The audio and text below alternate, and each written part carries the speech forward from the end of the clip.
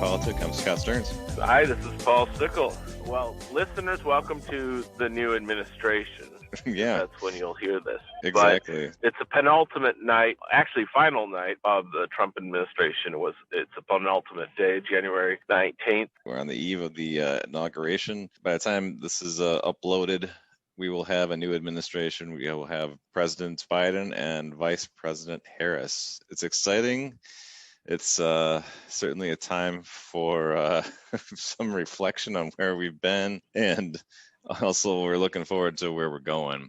Lots to think about. Uncle Rick, of course, would like a second Trump presidency. If he can't quite get it tomorrow, he's hoping for it in 4 years. Since last time we were up, mid-December, we had obviously talked about the election results, which were in dispute by most of the Republican Party.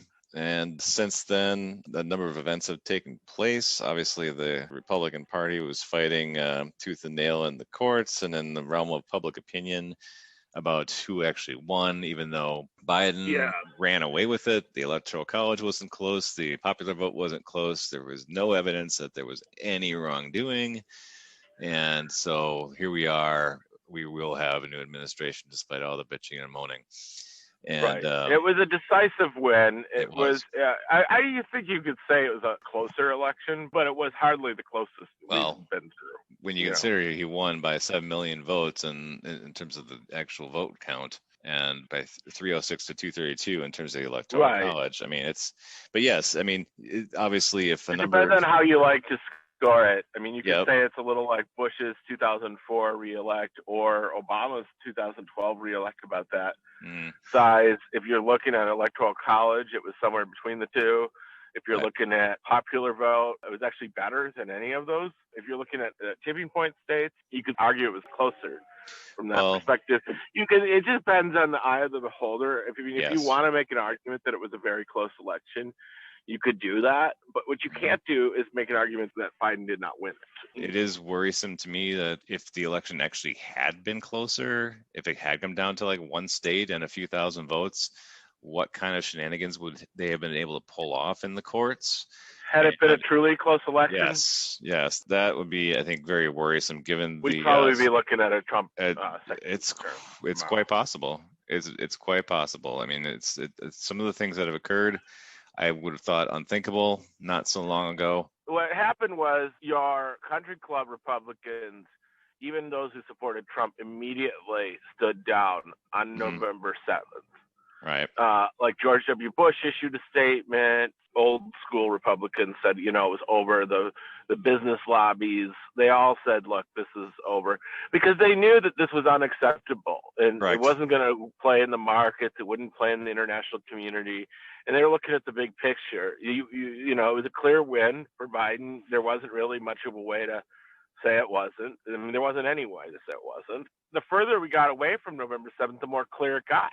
Except maybe you could say Arizona got a little tighter, but Georgia became even clearer. Wisconsin, Pennsylvania, Michigan, obviously doing a little bit of analysis.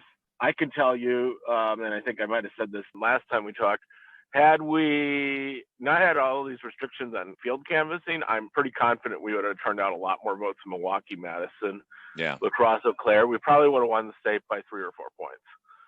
Which doesn't sound like a lot, but it would have been a lot more. Well, these days, I think that's pretty good. It would have been pretty solid, actually. Yeah. It was still clear, though. It wasn't. Yes. There have been several closer elections in Wisconsin. I would call it decisive. So, by comparison, if you're scoring at home, Gore won by 5,000 votes in Wisconsin in 2000. Kerry won by 10,000 votes, and Biden by more than 20,000, and Trump won by about 23,000 4 years before. So correct. As I mentioned, there's been a number of events that everybody's aware of, but just to kind of walk through where we've been. Last time we spoke, the U.S. Senate stood at 50 Republicans, 48 Democrats, with 2 to be decided down in Georgia. And I know we had discussed that race last go around. That went okay. It went very well. I was hopeful that this would go well, but certainly given history, I thought the edge still was with the incumbents, with the Republicans, David Perdue and Kelly Loeffler. As it turns out, both John Ossoff and the Reverend Raphael Warnock pulled off victories. they were pretty solid victories too. Warnock won 51-49 over Loeffler, and John Ossa 50.6 to 49.4% for Purdue. So pretty good victories once both all the votes. outside the margin of a recount. I'll tell you what represented a significant improvement from the down ticket races nationally. The down ticket races nationally appear to have been about 1.4 points more to the right of Biden. So if Biden won the state by 0.4 points, then in theory, the natural place would have been about 1 point Republican. And they flipped that on its head. And in fact, the candidates themselves probably started at even a worse position in the November election. So they really showed up. They wouldn't have won had it not been for Trump throwing a fit. Well, yeah, because what happened is Trump conceded, they wouldn't have won. No, yeah. I mean, he kept the focus all on him, and again, the whining about the election, and I'm Trump, and I'm a victim of the media and the fake news and the rigged election, and I mean, they had rallies down in Georgia, but it's not like he spent most of his time talking about how great a senator David Perdue is or Kelly Loeffler. Right. It was all about the other him. thing is.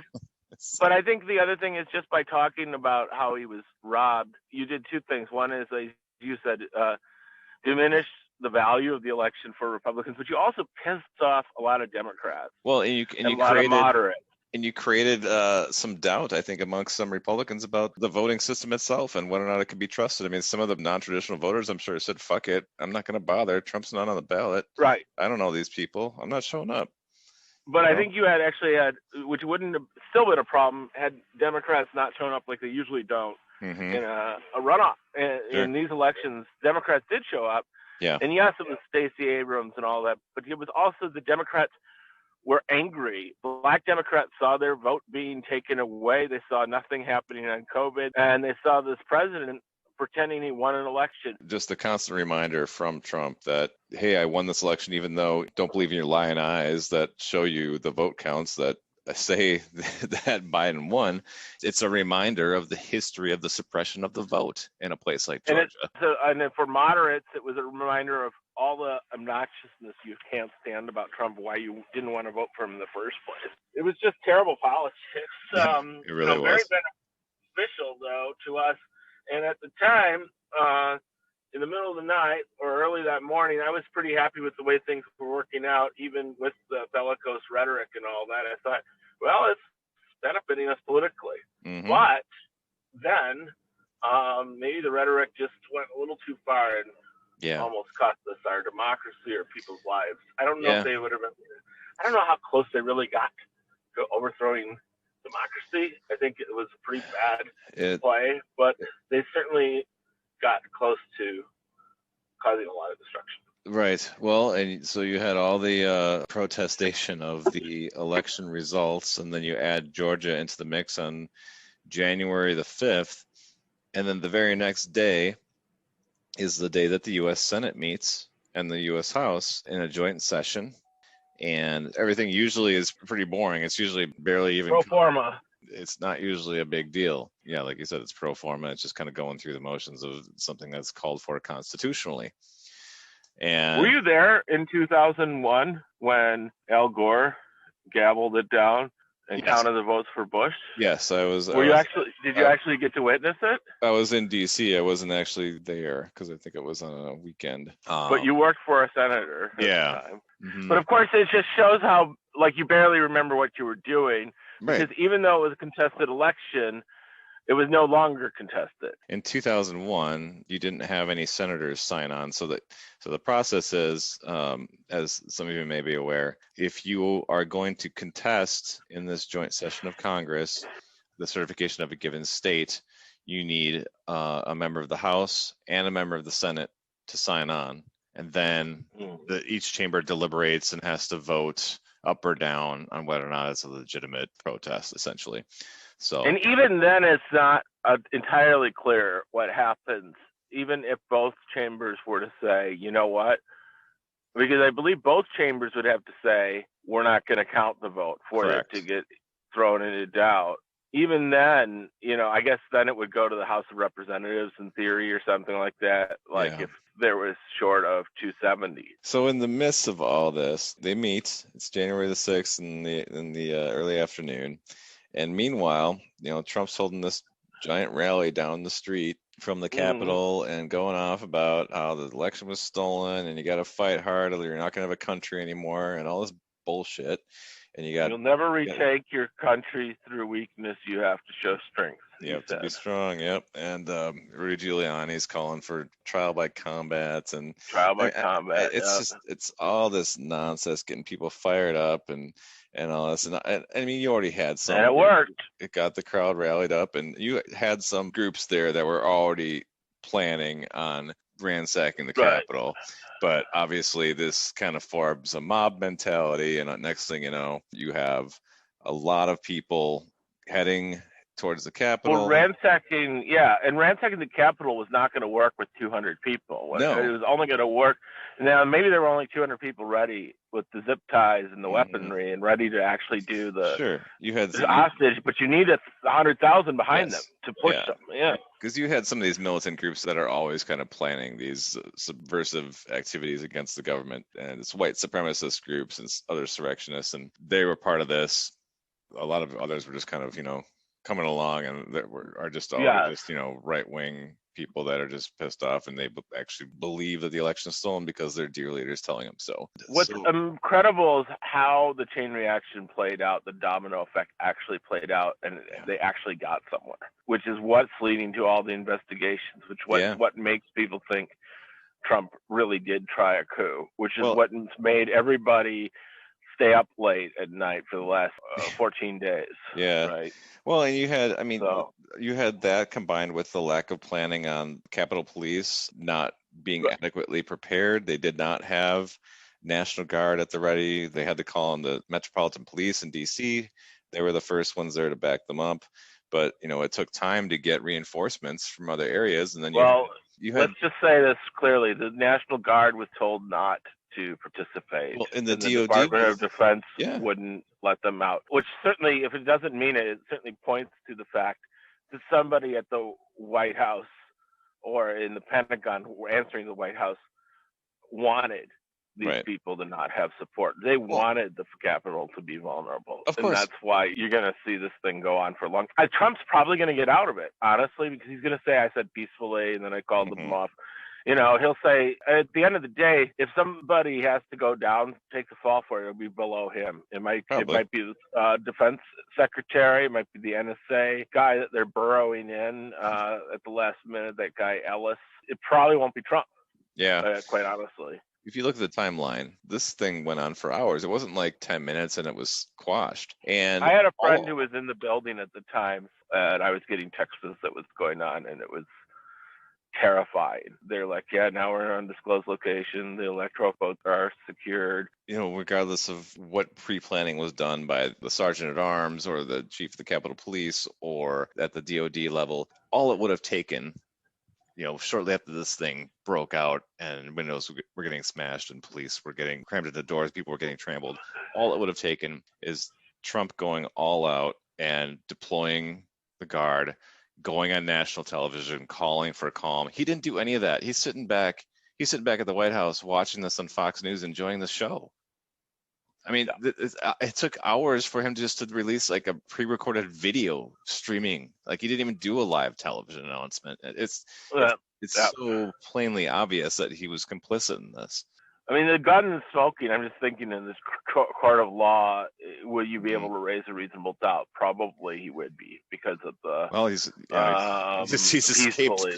escaped culpability so many times. I mean, that's good. Yeah, he's quite good at it. In some ways, Trump is a problem, but in some ways he is also a symptom. And so in some ways, what is important to me is finding who were the people in the Capitol Police that let the guard down on purpose, like seemingly on purpose? Who were the people, in the Defense Department who made the wrong call? A lot of that is still yet to come out. The FBI investigation has all the, it looks very much like a very thorough investigation given the number of arrests that are taking place. There's a lot more coming out there. And I mean, we don't need to go into all the details because everybody's reading it. It's on the news and it's pretty troubling. And we're going to have an inauguration tomorrow. With nobody there. Right. Right. I mean, it was already going to be pretty limited, just given that Right. the pandemic is still in full steam, even though the vaccine is starting to roll out. Obviously, there's a long way to go. Poorly. The vaccine is Um, rolling out very poorly. yeah, yeah, and hopefully that improves in the days ahead. The capital itself is locked down. I mean, when you look at the street grid right now, it's like the core of DC is basically like Yeah, you can't you're use a not driving. vehicle on most of No, it. there's, I mean, over a dozen metro stops that are closed that you can't Right. currently utilize. And If you know DC at I all, was it's like, wondering what if you live in those immediate environs? I mean, because it's not well, like it's the fence on the mall, or I was trying to I mean, figure that yeah, I out. mean, it's pretty much closing off only federal property, but there are areas and blocks like adjacent to the Capitol, for instance, where, I mean, there's residential right around the Supreme Court and the Capitol Yeah, complex, but that so I saw was open behind there on yeah, like I mean, Third Street or something. there's some streets that like only residents can get to. So I imagine Yeah, there's checkpoints where you have to show an ID saying like, yes, I live, over here off of North Capitol Street or whatever the case is, right. and they'll let you through. But obviously, if you're not from there, from that neighborhood, then you would have to, go elsewhere. So it's going to be a very different inauguration than we're accustomed to, even more so than we thought it was going to look like a month ago. But the vice president-elect, I keep calling him the vice president, the president-elect left Delaware today and arrived Yeah, in D.C. He planned to arrive by Amtrak. That did not occur because of security concerns that we just yeah, talked about. Arrived and actually gave a nice somber speech yeah. I at saw the that. reflecting pool. It wasn't. It pretty was good. like 4 sentences. Yeah, It was so quick. it was And more. I loved. Yeah, I loved the light display. Mhm. By the way. It was a nice touch, and I think it was Hmm. appropriate, and it was a good way to emphasize on the eve of his presidency kind of where the priorities lie. That it's not about him, and it's not about here, look at me, look at all the great things that I'm going to do, and we're going to do so much winning and blah blah blah. It's like, Yeah. no, we have suffered a lot in this country, and we have a lot of work to do, and this is where we start. This has to be the first thing, because nothing else will work if we don't tackle this. Yeah. The stimulus plan. I'm duly impressed by it. Part of me almost thinks you might as well just go the distance and. But he throws minimum wage in there, which is great. I almost think he should throw in a public option while he's at it and end the Taft-Hartley bill, ban right to work, which Sure. is, if he did all that, it would be like FDR all over again. Yeah. Get it done in one fell swoop while the Republicans are reeling. And frankly, here's the thing, is all of those provisions would be broadly popular. Mm-hmm. As it is, what he's doing is broadly popular. So Yeah. it's good. I think he's got a really good chance of getting most of that enacted. We have a reduced House majority, the Democrats do, and it's a 50-50 Senate with the Georgia races having been won by Right. Warnock and Ossoff, with the vice president-elect Kamala Harris breaking the tie. From that perspective, it looks very close. However, when you look at the other side and you look at what is emerging with the Republican Party, with the outgoing president, Mitch McConnell, outgoing majority leader, who will be minority leader, which is very exciting in and of itself. Now, even he has kind of staked his claim to where the Republican Party needs to go. Post-Trump Republicanism. He came out and said, Joe Biden, this was weeks ago, he came out and said Joe Biden won the election. On the time of our last podcast, yes. Yeah. And he said as much on the day of the insurrection at the Capitol, and was calling out even members of his own party. Well, he's really pissed off right now because his life was in danger. But that and the fact that he lost his job as majority leader, I think he's pissed off right. for numerous had Trump reasons. Had just shut up, he would have. They would have at least won the Ossoff seat. I don't possibly. I think Warnock was compelling and might have had a chance to pull it off anyway. But I'm almost certain they would have won the other seat. So, which was all they needed. They just needed one. It's pretty obvious he blames Trump for the fact that he's getting the demotion. So he's right. Well, and I think he's correct. So he probably has his finger on the. But go ahead. You have a divided Republican Party emerging, and not everybody has kind of staked where they're going to fall. We kind of know where the Ted Cruzes of the world are going to be. Lindsey Graham is a chameleon that he changes from week to week. You never know where that guy stands. Don't count on him for anything. But a lot of others haven't yet, and we haven't even talked about the fact that the House impeached Trump for a second time in the days following January 6th. And Right. that now falls to the Senate about whether or not they're going to convict. And it looks today like there's a very real possibility that Mitch McConnell could vote to convict. And we don't know that that's going to take place. But if he does, he could very well lead a number of people in his caucus to go along with him.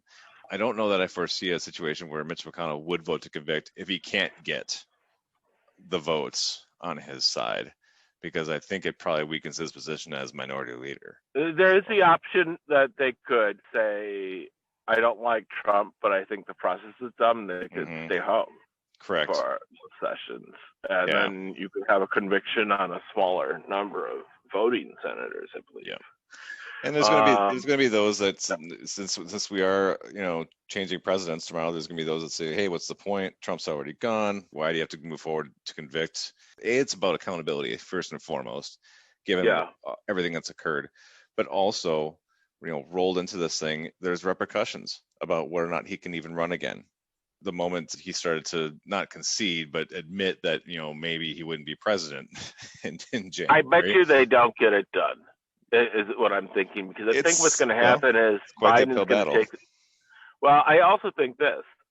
Frankly, I think Biden's going to want to pass his agenda and get his agenda done and his cabinet in. In the course of doing that, all the attention is going to go there, and the fervor to convict Trump will decline. That's why I think it may not happen. I would certainly support a conviction, but I just don't feel like it's likely. This COVID relief bill has to pass to get the country back on its feet, because that's how we get the whole thing, right? A lot of this stuff, the Paris Climate Accord, right? Confirming a cabinet. That's what we really got to get done now. And, unless Trump is tweeting, and of course they shut off his Twitter, but unless they're out there making a lot of noise themselves, the Trumpers, I don't think that they stay in the headlines enough to support a strong movement to convict. That doesn't mean that's right. I still think the fact is House members almost got killed. Republicans almost got killed. But it's almost more about the future of the Republican Party, and how much they want to hang on to Trump. And if they want him to go away, they almost need the impeachment to happen. That's another reason why I think the Biden team will probably, they won't say don't do it. I wouldn't be surprised to see them pushing their initiatives while this whole debate's going on and trying to get attention instead of that. My hope is that they can do a balancing act and try to, walk and chew gum. So, Scott, we formed this podcast to talk about the Trump administration. What are we going to do here? I don't know. I guess we'll hold Biden's feet to the fire. I think we got at least check in once a month, at least till the pandemic's over, and then maybe a little more frequently if possible, because we'll get into 2022. Yeah. An interesting thing is Wisconsin's governor has almost always switches parties in the opposite direction of whoever the new president is. Yeah. So that's bad for Evers, and there certainly are some storm clouds brewing. That said, Republicans are in disarray right now, and any COVID response may go over well in the long run. So I think that'll be a really interesting thing. But in the direction of Wisconsin, I think is still, do we become a right-wing kind of state like Indiana, or do we stay more center-left like Minnesota? Yeah. And I think that the governor's race will go a long way to deciding that in 2022. I would agree. We also have the Ron Johnson race too. So. Yep. Yeah, that'll be a big one, and he has fallen in line with the Trump defenders, so he's getting a lot of heat for that. Right. The need to be vigilant and active in local politics will really step up, and it's a challenge when you win the White House, honestly, because all the attention is there once again. It all shifts. So, right, and then your activists, the people who really support you, forget about local races and stuff. People were very interested in local politics right after Trump took over because they wanted to have a voice in the process. Correct. Now that it's taken care of, maybe the feeling won't be as strong. I don't know. I hope that's wrong. Hope not. We didn't just get here overnight with Trump, right? We got here because people did not pay attention that much, because voting, 60% or more of the public voting is unusual. It did happen. It's starting to happen now. I think there historically has been an over-reliance on our institutions and an underestimation of our adherence to norms historically. Your institutions are only as good as the people behind them, and we took them for granted. You have to remember, like, yes, we are a constitutional democratic republic. However, so much of the day-to-day operations of this country, it really does harken back to our origin story, which relies on common law. Yes. Just people just being not dicks, you know, and Yes. just doing the right thing to get through the day. And when people start fucking around with that, this is where we end up. Mind you, this isn't the first time people fucked around with it. The entire slavery episode was that. That's why we had to have a war. Yep. You know, and so on and so forth. But it should definitely keep people on guard and make them realize, like, really how close we are. Yeah. It should not be brushed under the rug. All right. Well, it's been good talking to you, Paul. A lot has occurred in just over a month since the last time we spoke. Lord knows what will have going on a month and just from for now. the record, Uncle Rick was not in the Capitol. No. Well, I'm glad to hear that. I think he gets a little scared of Parler too. I don't think he can figure out how to use it. Well, but he certainly has written some angry. He still is writing some angry emails. Don't get me wrong. He's still. So there you go. We may want to hear from him. His take on the Biden administration. We'll touch base as we get into the into the new White House and get his take. Rick is the most Republican voting first name among men. Did you know that? I think I had heard that, or maybe you sent that to me. There you go. We'll ask him about it. All right, everybody. Thanks again. We'll talk soon. Yep. Forward.